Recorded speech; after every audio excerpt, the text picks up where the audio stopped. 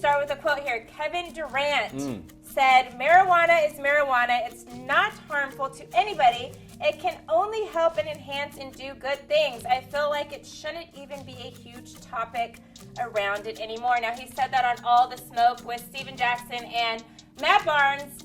I totally believe this is, like, true. Like, of course, you should make weed legal. Like, they used to actually not test players, but once during preseason for marijuana. Now they test them 4 times a year. The NHL does not test for weed anymore. Like, there's so many positive things in science that has came out about the reason why marijuana is so good. I think it should be 100% legal on all national major sports. I agree. Except for halftime, because we need you to know what time is left on the clock.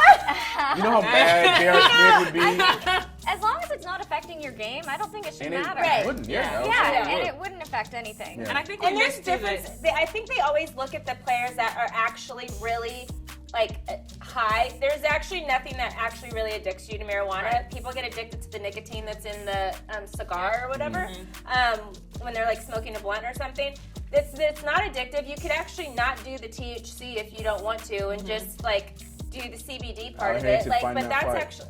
I said Al Harrington's out there fighting that fight for CBD oil. And their CBA is actually going to be up next year, I believe, for NBA. NFL actually should have had that part of theirs as well. NFL got other things to be figuring out. No, but the NFL specifically, I think, is more important because, like, my mom has problems with, like, arthritis and stuff, and she rubs the cream, and, like, sometimes the cream doesn't work, but if she smokes it, it's like, so when you especially, like, the 76ers should all be trying to do some form of marijuana. Right, just be smoking. I mean, Steve Kerr is a coach that is, like, a proponent for it. Yes, he is. Even Adam Silver has came out and said that he really wants to look into it and research it more because he really does believe it's positive for the franchise or the league in general. So I think it should be done. But that's going to get me to our second part, which is CBA for the NFL. Oh my gosh, players. Okay, there are about 2,000 players that are going to have to vote on this. It did not pass the 2/3 vote for the smaller group that initially voted, so it's not endorsed by the NFLPA. But there are 2,000 players that are going to have to vote on this CBA agreement. If you guys do that, you will ruin the NFL for yourselves for the next 10 years. Yep. It is so important that you guys do not do this. Like, I know everyone wants a little extra change right now, but, like, it's not going to end up benefiting you guys in the long run. And I know you guys are, like, most of you guys are, like, the hard-working, like, blue-collar players that don't make a lot of money right now, but guess what? In a couple years, you might be that big-time player that is making a lot of money, and this deal does not make sense for you at that point, but you're going to have to sit it out for 10 years because you decided to make a rash decision right now and not go through an NFL lockout. I really need them to listen because Richard Sherman has already warned you guys for 3 years now to save money. You guys should have already been doing this, not turning up at the club like I saw some of y'all doing on your Instagram. And you guys are really going to ruin it. They're going to ruin it for themselves again because there's only a select few players. All the big name players are coming out against this. They're all offering to help with some of the players, even though Richard Sherman already told you guys to save your money. So did H&R Block, but whatever. You know. But you guys have to literally listen to these guys because a lot of them have already been through the CBA that happened in 2011 or 2012, and you guys really need to listen to them because they understand that deal was a horrible deal for them, just like this deal is going to be a horrible deal. The NFL owners, I don't know if you guys know this, they don't care about you. Remember when Mark Cuban said this was going to happen? Mark Cuban said it was going to happen. He says one day the NFL owners are going to get too greedy and the NFL is going to implode. And he said it was going to be about 5 years. That was about 4 years ago. Wow. He said that this was going to happen, and here we are. And I think I could tell that the NFL didn't care about players once we started sending people overseas. We started shipping West Coast to East Coast on a Thursday night and people getting injured. They don't care. Yeah. And if this passes, I think Mark even Cuban's with rules in place, they go around them all the time. There's the Rooney Rule that says coaches have to, a certain amount of black coaches and stuff have to be interviewed. Why are there only 3 black coaches in the NFL? And why was Joe Judge, who is they just don't get the job because a wide receiver coach just got a head coaching job, never been a coordinator for the Giants.